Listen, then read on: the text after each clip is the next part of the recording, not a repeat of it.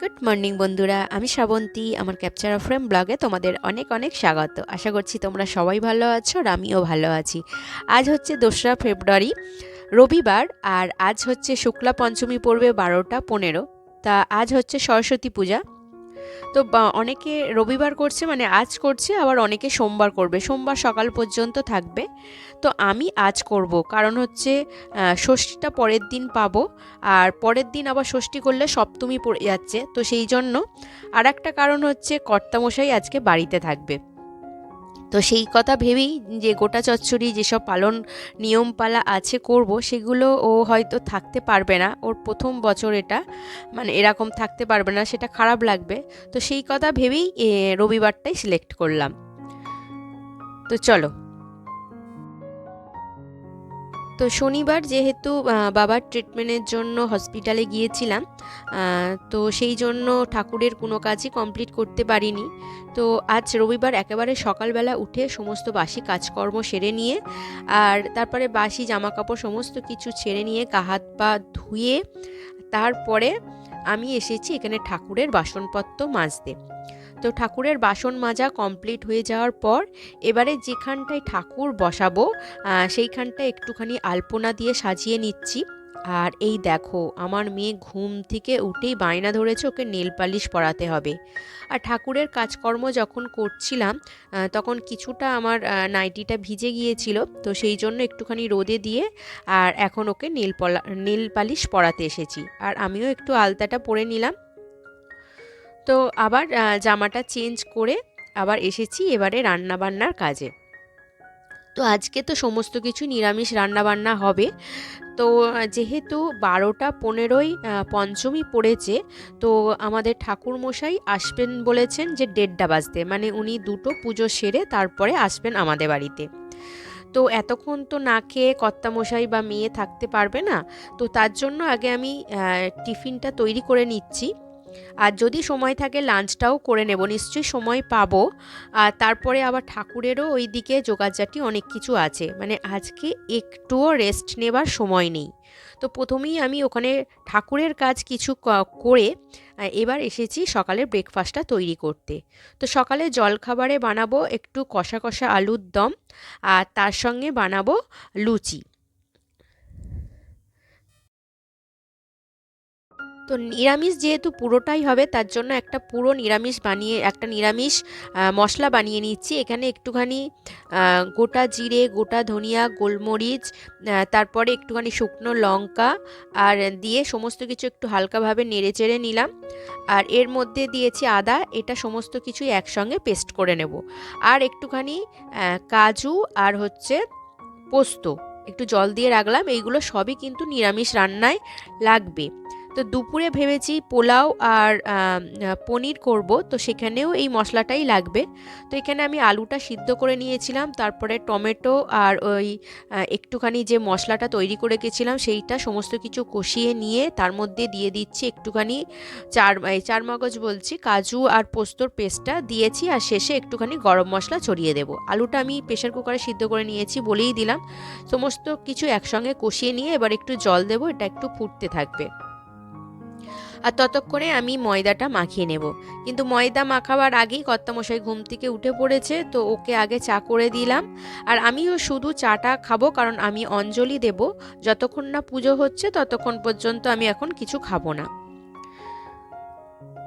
তো দুজনের জন্য এখন চাটা নিয়ে নিয়েছি, দুজনে চাটা খাবো আর তারপরে অন্যান্য কাজগুলো সারবো।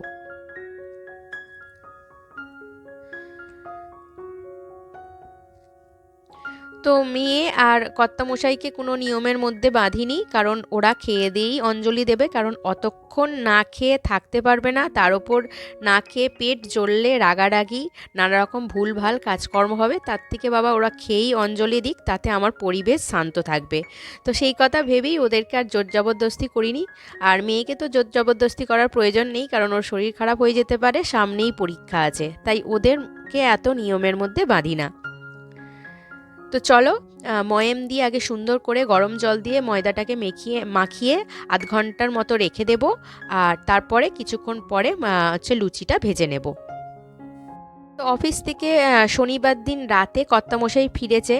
আর রবিবার দিন যদি সমস্ত কিছু বাজার দিই তাহলে গুলিয়ে একেবারে করবে, তো তার জন্য আমিই বেশ কিছু বাজার করে নিলাম। পাড়া দিয়েই সবজি যাচ্ছিল, সবজি কিনে রেখে দিয়েছি।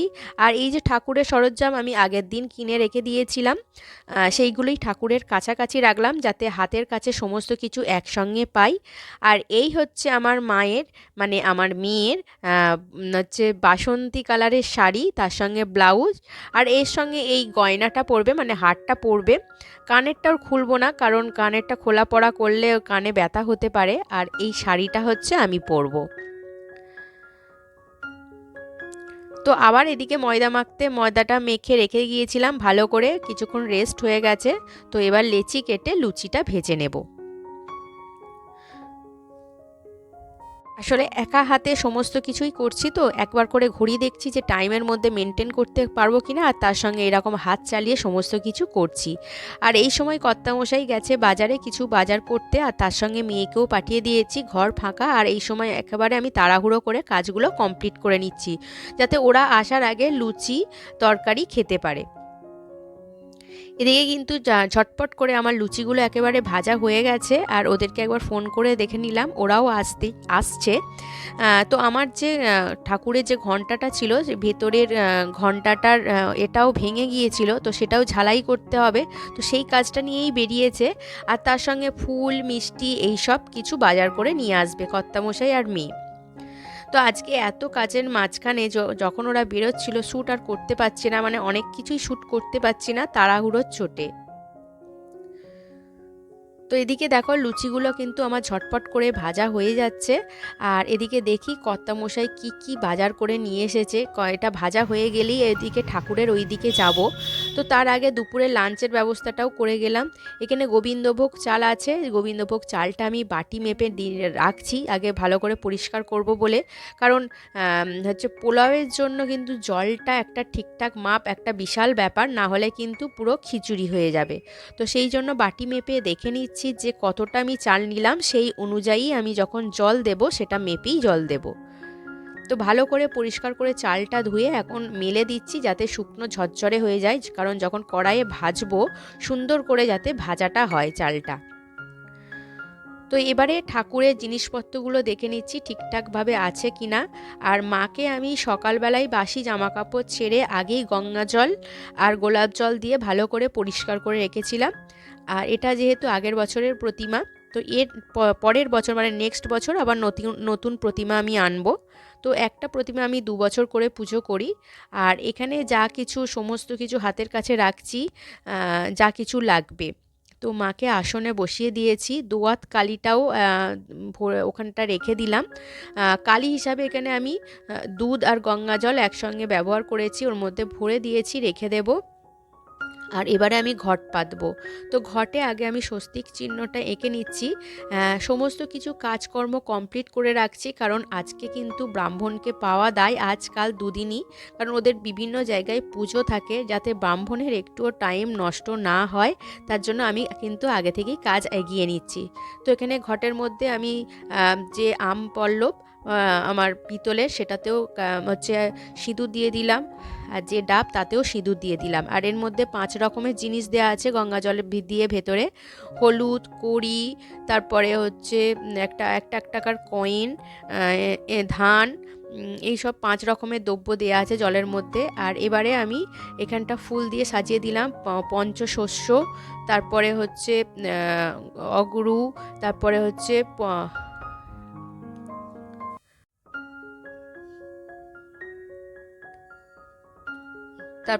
পঞ্চগুঁড়ি, তারপরে অভ্র, অগ্রু, এইসব দিয়ে হচ্ছে প্রথমে এই ঘরটা পেতে দিলাম। ওপরে একটা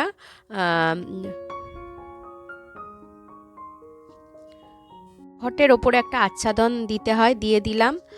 আর এখানে হচ্ছে জবের শীষটা দিয়ে রেখে দিলাম। আর ফুল যখন কিনেছিল আমার মেয়ে 2টো গোলাপ ফুল কিনেছে, তো সেই জন্য টি টেবিলে একটু সাজিয়ে দিলাম। আর এবারে হচ্ছে ফুলগুলোকে আমি ঠিকঠাকভাবে গুছিয়ে নেব, কারণ এখানে সবগুলো ফুল নয়, ঘরের পুজোর আছে, পরের দিন আবার পুজো হবে, সেই পুজোর ফুল একসঙ্গেই ফুল আনা হয়েছে। তো মাকে তো আজকে একটা বাসন্তী মালা দেবই, বাসন্তী হচ্ছে মায়ের প্রিয় কালার। আর এখানে পঞ্চপ্রদীপ এইগুলো সমস্ত কিছু গুছিয়ে নিচ্ছি। আর ঘটের মধ্যে কি কি দিয়েছি তোমাদের সবগুলো বলা হলো না। ঘটে দিয়েছি দূর্বা, হলুদ, কয়েন, সুপারি আর আতপ চাল। তো আজকে বাকস ফুল, তারপরে হচ্ছে ওই কি বলে ফুল, পলাশ ফুল, এইগুলো দিতে হয়, কিন্তু কর্তামশাইকে বলেছিলাম, কর্তামশাই ভুলেও গেছে, আর আদেও পাওয়া যাবে কিনা সন্দেহ আছে। তো ওইগুলো আর নিয়ে আসা হয়নি। মোটামুটি যা পেয়েছি সেইগুলো দিয়েই আমি পুজো দিচ্ছি। একদম ঘরোয়াভাবে আমি প্রত্যেক বছর পুজো করি এইভাবেই, একদম ঘরোয়া মতে। তো এইখানে একটুখানি কর্পূর জ্বালানোর জন্য কর্পূরধানিতে কর্পূর দিয়ে দিলাম। আর আজকে তো ধুনো দিতেই হয়, ধুনোর জায়গাটাও ভরে রাখতে হবে। আর এখানে পুজো করার জন্য এখানে জল দিয়ে দিলাম আর কি। তো সমস্ত ফুলগুলো এখন একটা চুপড়ির মধ্যে রেখে দিচ্ছি, যাতে হাতের কাছাকাছি ব্রাহ্মণের থাকতে পারে। তার সঙ্গে দূর্বা, বেলপাতা, সমস্ত কিছু একেবারে হাতের কাছে নিয়ে বসছি। আর এই ফুলগুলো আলাদা চুবিতে যেগুলো রাখছি সেইগুলো হচ্ছে আমার ঘরের পুজো হবে। তো স্নান করে চলে এসেছি। তো এবারে হচ্ছে ঠাকুরের যে জোগাড়জাটিগুলো সেইগুলো ঝটপট করে সেরে নিচ্ছি। তো ওই দিকের সকালে ব্রেকফাস্টটা রেডি করে রেখে কর্তামশাই আর মেয়েকে দিয়ে দিয়েছি। আর এখানে দেখো, এখানটা চিড়ে বাতাসা দিয়ে দিলাম। আর এবারে ফলগুলো কেটে নেব। তো এখানে আমি 5 রকমের ফল দেব। তো সেই ফলগুলোই কেটে নিচ্ছি, আর খুব অল্প অল্প করে দিচ্ছি, কারণ আজকে সকলের বাড়িতেই পুজো হবে। আর দোয়াত কালির ওপর একটা নারকেল কুল দিতে হয়। তো কুলটাকে ধুয়ে রেখেছিলাম, তো পরে এখন দিয়ে দিলাম, তখন ভুলে গিয়েছিলাম।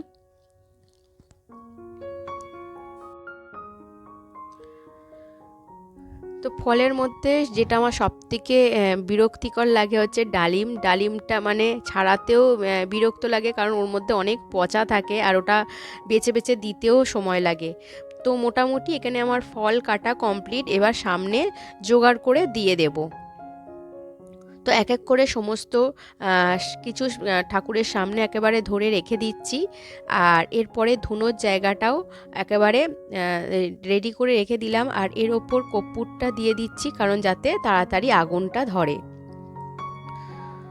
আর এর ওপর বসে আমরা পুষ্পাঞ্জলি দেবো, সেটাও পেতে গেলাম। আর সমস্ত ফল প্রসাদিতে চাপা দিয়ে গেলাম। আর এবার আমি শাড়িটা পরে নেব। তো মেয়েকে আগে স্নান করিয়ে রেডি করিয়ে নিয়েছি।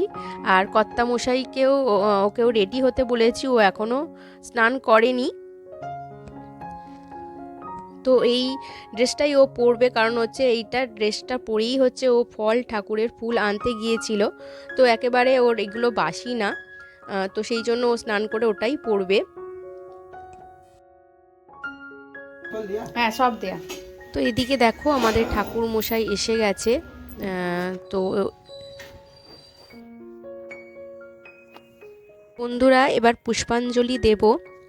তো আর বড় করছি না ভিডিওটা, আজকে সারাদিনের ভিডিও যদি দিতাম অনেক বড় হয়ে যেত।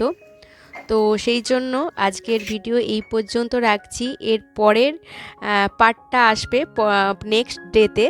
তো বন্ধুরা, আজকের ভিডিও এই পর্যন্ত। ভিডিওটা ভালো লাগলে অবশ্যই একটা লাইক করে দেবেন। তো আজকের মতো টাটা। তোমাদের সঙ্গে আবারও দেখা হচ্ছে নেক্সট ভিডিওতে, নেক্সট ব্লগে। তো সরস্বতী পুজোর আরও কী কাজকর্ম করেছি সমস্ত কিছু নেক্সট পার্টে আসবে। তো আজকের মতো এখানেই রাখছি।